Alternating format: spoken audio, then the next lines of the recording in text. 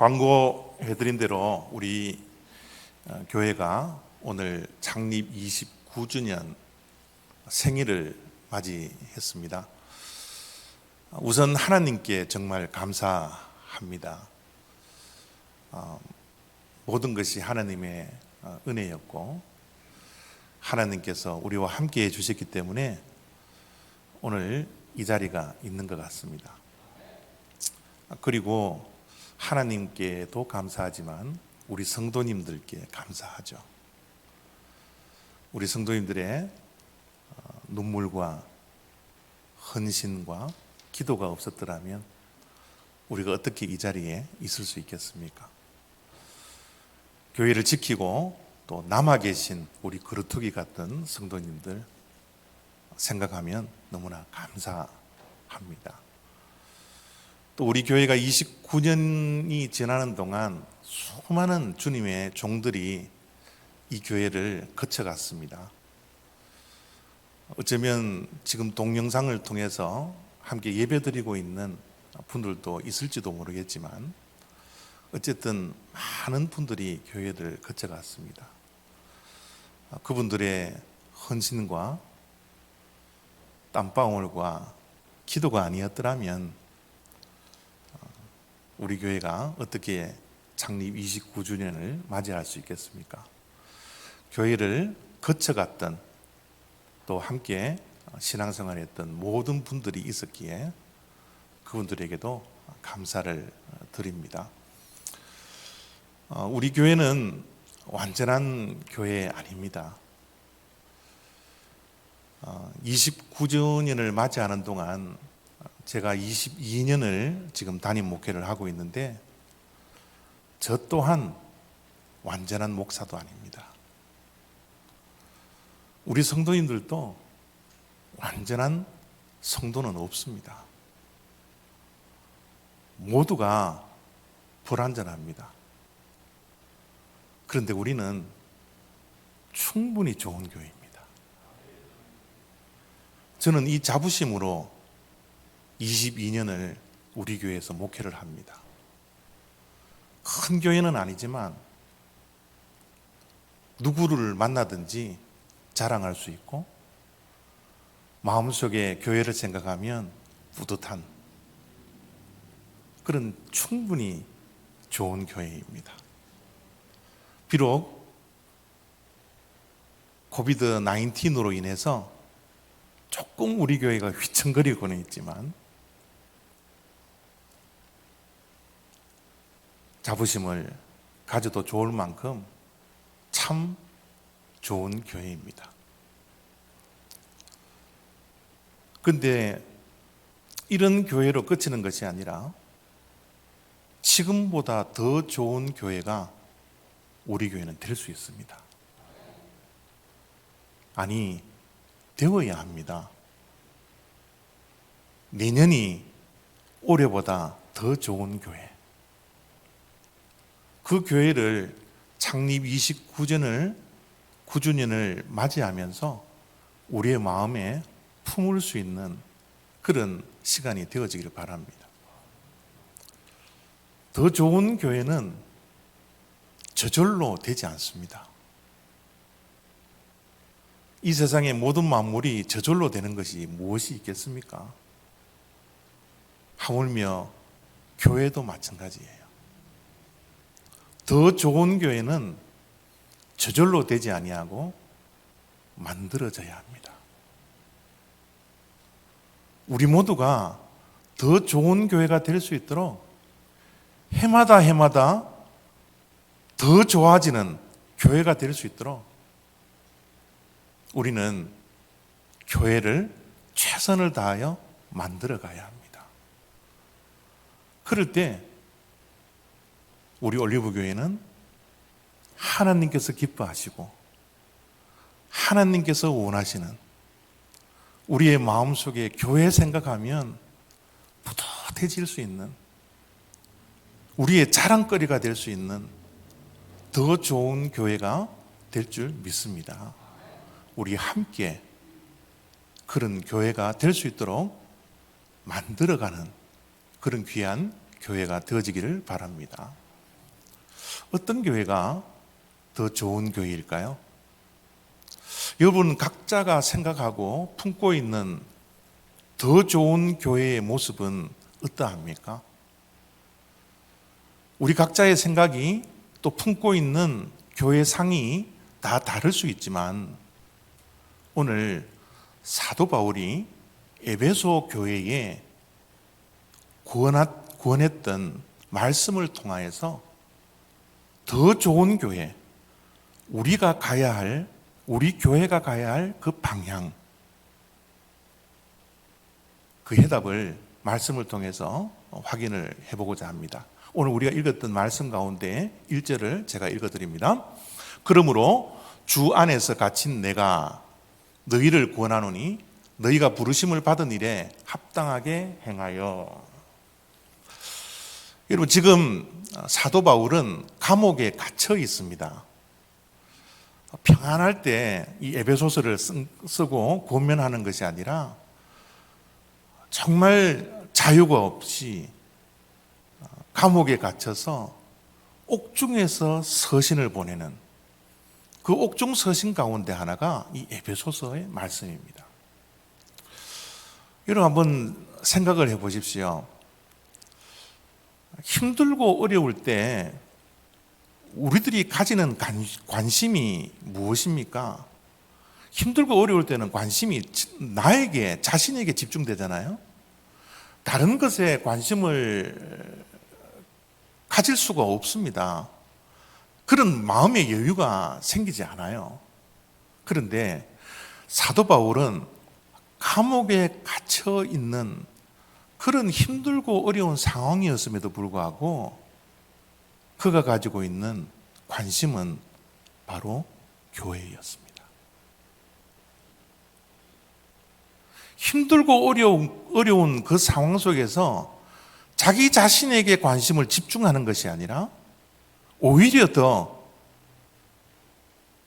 교회를 생각하고 교회에 더 많은 관심을 가지고 있더라는 거예요. 왜 그래요? 교회를 사랑하기 때문에.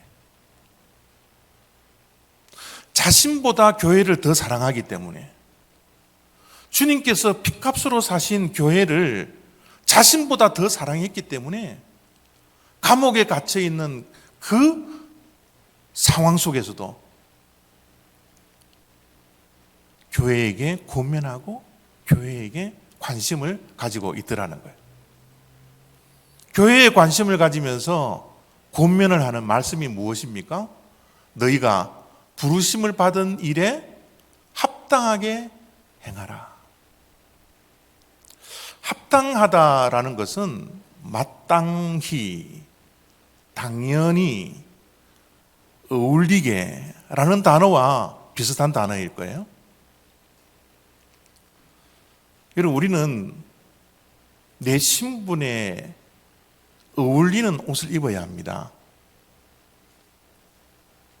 목사는 목사에게 어울리는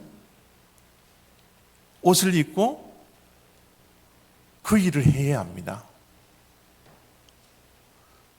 목사에게 어울리지 않는 일을 하면 세상 사람들에게 손가락질을 받을 수밖에 없어요. 목사는 목사의 일을, 목사의 옷을 입고 당연하게 해야 할 일들, 합당하게 해야 할 일들, 마땅하게 해야 할 일들을 늘 감당을 해야 합니다. 그래야지 하나님으로부터 칭찬받지 않겠습니까? 사도 바울은 합당하게 행하라고 에베소 교회에게 말씀을 하는데 특별히 너희가 부르심을 받은 일에 합당하게 행하라고 그래요.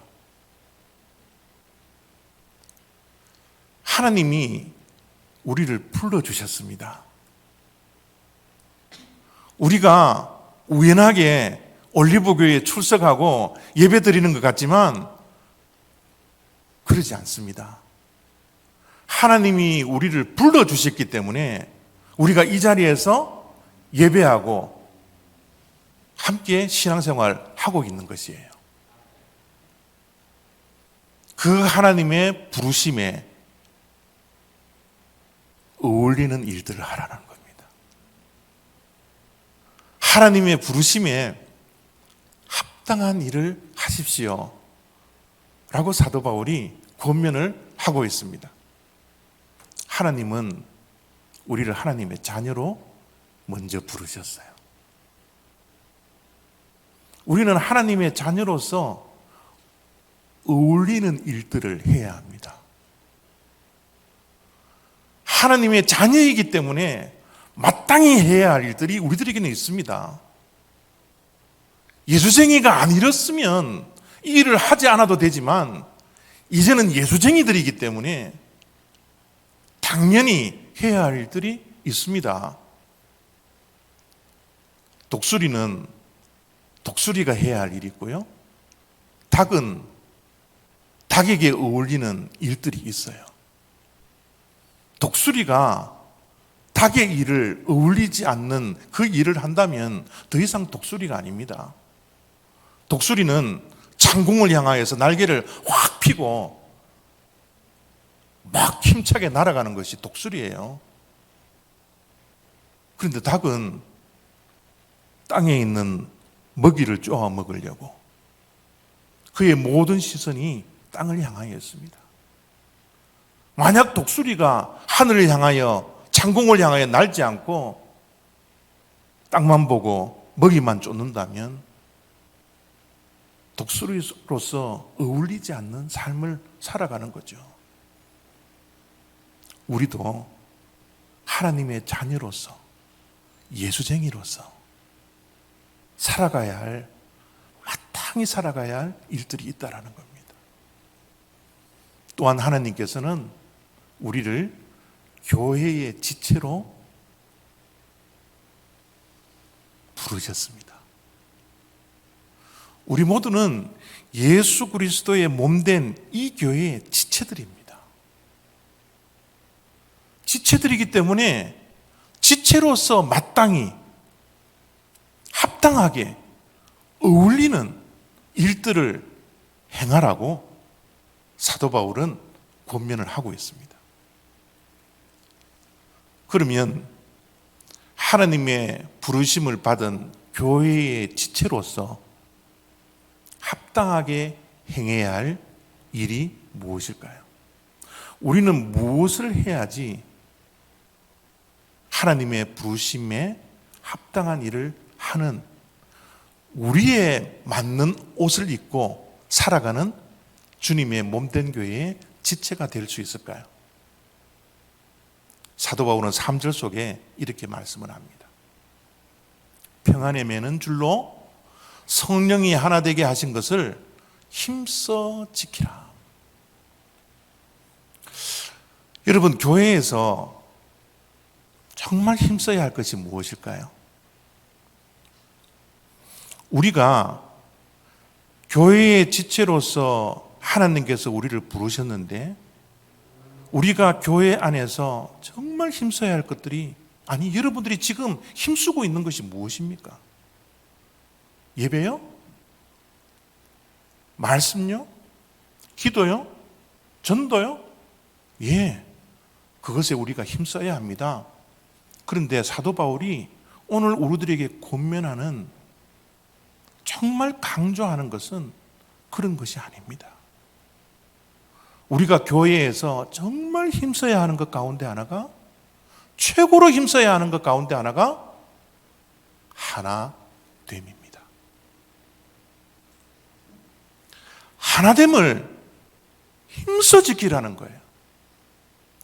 이미 우리는 성령으로 하나가 되었습니다.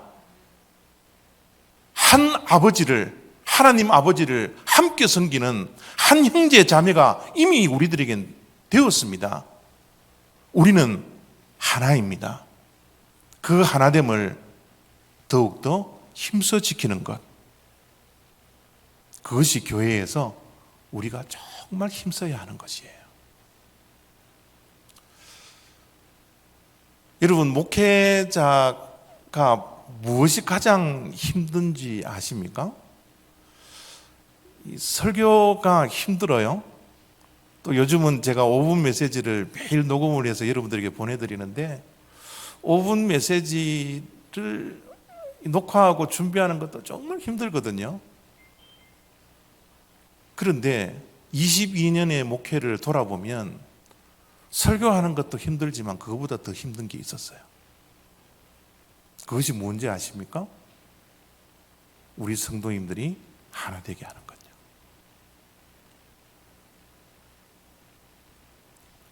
성도님들이 하나 되게 하는 것, 이것이 정말 힘들고 어려운 일이었어요. 우리가 정말 교회에서 힘써야 되는 것은 교회가 하나 되는 것인데, 이것이 하나 되는 것이 정말 힘들더라고요. 왜 힘든가 하면요, 교회를 하나 되게 한 것은 성령 하나님입니다. 성령 하나님이 우리를 하나 되게 하셨기 때문에 성령님이 하시는 일을 대적하고 질투하는 그 존재가 우리를 하나 되는데 방해하는 거예요. 그래서 이 하나됨이 너무 중요하고 너무 소중한 일이지만 우리가 힘써 지켜야 하는 것이지만 하나됨을 힘써 지키는 것이 정말 힘들더라는 겁니다. 거듭남이 우리의 영적인 출생이라면 하나됨은 영적으로 성숙해가는 과정입니다. 우리의 영적인 성숙은, 신앙의 성숙은 저절로 생겨지는 것이 아닙니다. 우리의 영적인 성숙, 하나 되는 것은 우리가 노력해야 합니다. 최선을 다해야 합니다. 이 세상의 만물이 저절로 되는 것 없는 것처럼 교회의 하나됨도 저절로 되지 않습니다. 우리가 희망만 한다고 해서 이루어지는 것이 아닙니다.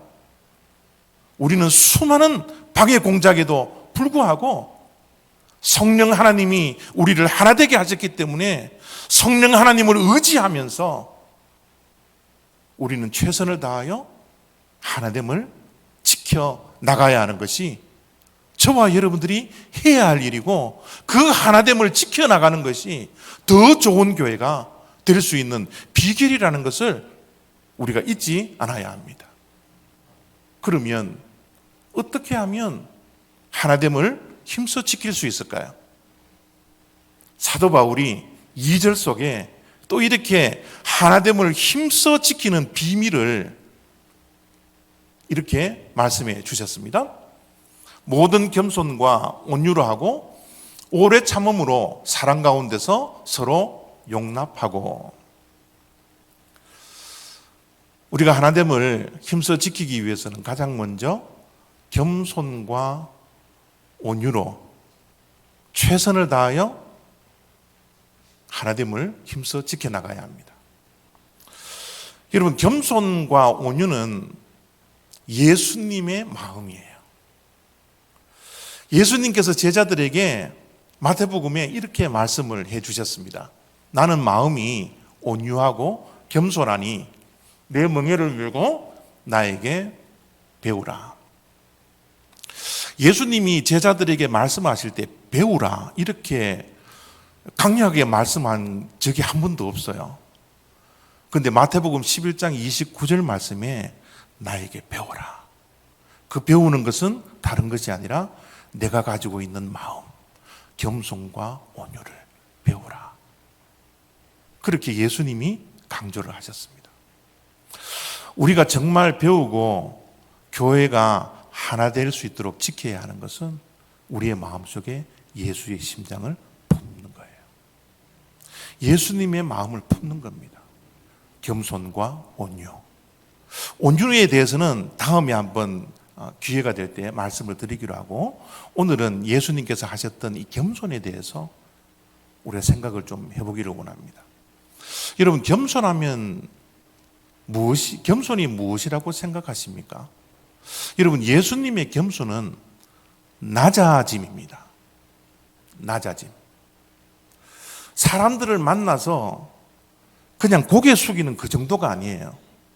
예수님의 겸손, 예수님의 낮아지심은 하나님이 인간이 되는 낮아짐입니다. 인간이 되었을 뿐만 아니라 짐승의 먹이통 구유에서 태어나는 그 낮아짐이에요. 그런 낮아짐으로 끝나는 것이 아니라 십자가에 달려 돌아가시는 죽는 낮아짐이에요. 예수님의 낮아짐은 우리가 상상도 할 수 없어질 그런 낮아짐입니다. 하늘이 땅이 되는 낮아짐이에요. 그 예수님은 우리들을 향하여서 그 낮아짐, 그 겸손을 배우라고 우리들에게 말씀해 주십니다. 사람이라는 단어와 땅이라는 단어와 겸손이라는 단어는 똑같은 어원에서 나옵니다. 겸손은 하늘이 땅이 된 것처럼 땅이 되는 낮아짐이 있어야 합니다. 땅은 말이죠, 사람들이 짓밟고 지나갑니다. 그런데 땅은 아무 불평도 하지 않아요. 땅은 지나가는 사람들이 때로는 침을 뱉습니다. 오물을 버립니다. 그런데 땅은 한마디도 불평하지 않아요. 그 모든 것들을 다 받아냅니다.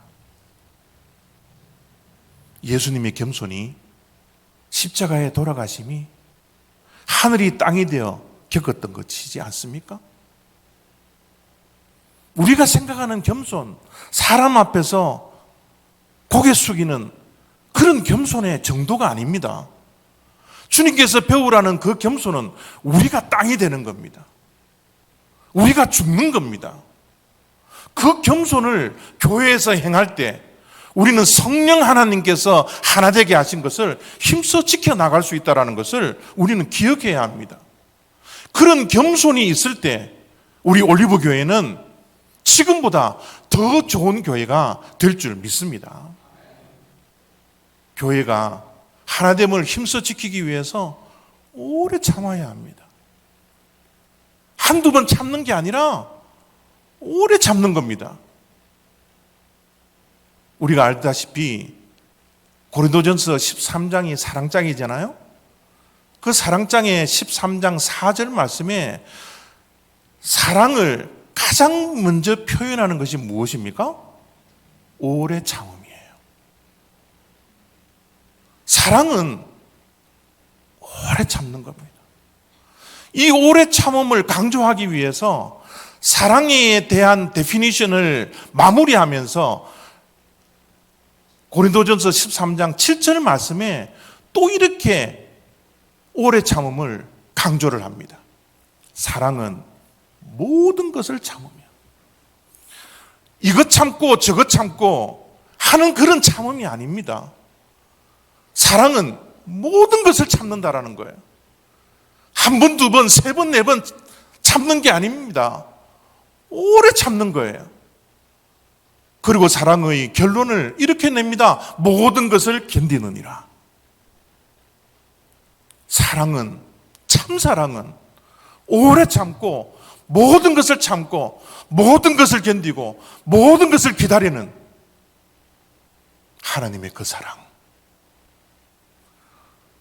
우리를 기다려 주시고 우리를 참고 기다려 주시며 인내하시는 하나님의 그 사랑,